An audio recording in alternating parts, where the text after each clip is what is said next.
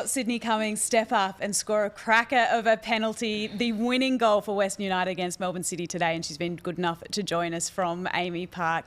Sydney, thank you so much for joining us on Dub Zone. Can I ask you to begin with, Western United's ability to come back late in games and clinch all 3 points is remarkable. How much confidence is there within this side? Yeah, I mean, a lot of it just comes down to fight. We had some great leaders. Jess was obviously here in the beginning. Chloe's been here this entire time. And so a lot of it just comes from drive, determination, and just knowing that the teammate next to you has your back. So put your body on the line for them. Hi Sydney, it's Teresa here.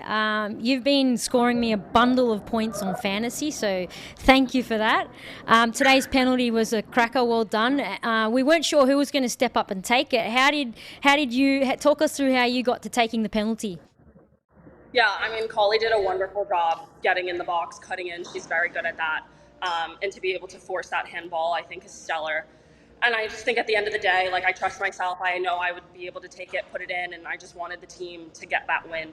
And so just having confidence in myself, I just felt like that was my moment and I was going to take it.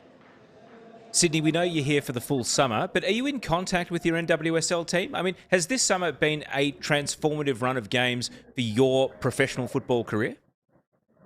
It's been really great to get back on the pitch. Obviously, in college, I was playing so much, and then the NWSL is so hard to crack into. I was really fortunate to get a chance with San Diego Wave, and I'm hoping they're watching, and I'm hoping that an opportunity comes up again in the NWSL at all. But honestly, just being here, being with these girls has been so good for my confidence, so good to just get back and play 90 minutes, be in a team environment. So we'll see what happens, but I'm really just looking forward to finishing top of the table with these girls here.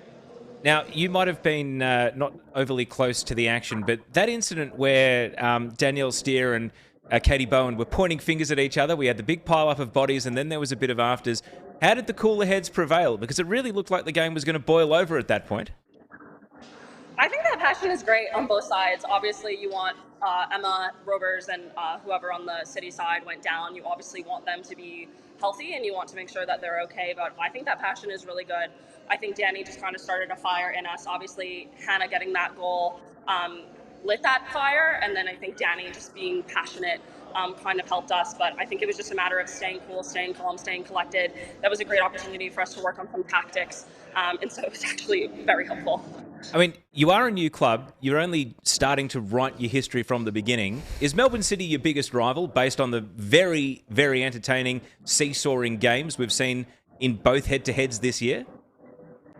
I don't know. I mean, I think it's a very good fight for the city. It's a nice little derby. I feel like kind of everybody looks at us like a rival, being top of the table. We look at everybody as an opportunity to prove ourselves over and over again. So I think it's a matter of opinion. Obviously, we love playing them. We love repping our city, and we're here to show that we're the Melbourne team.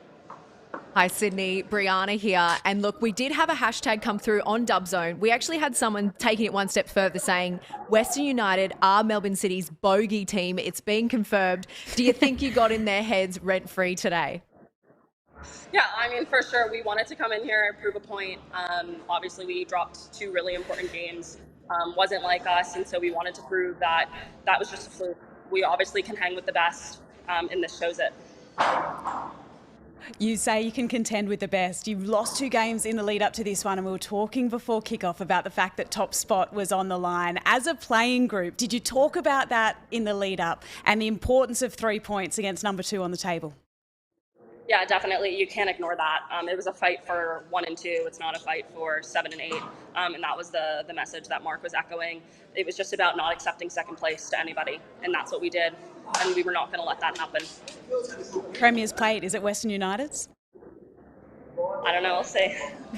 Sydney Cummings, thank you so much for joining us on Dub Zone today. Congrats Thanks, on the win and the penalty. It is awesome to have a chat with you. Thanks so much. Have a good one.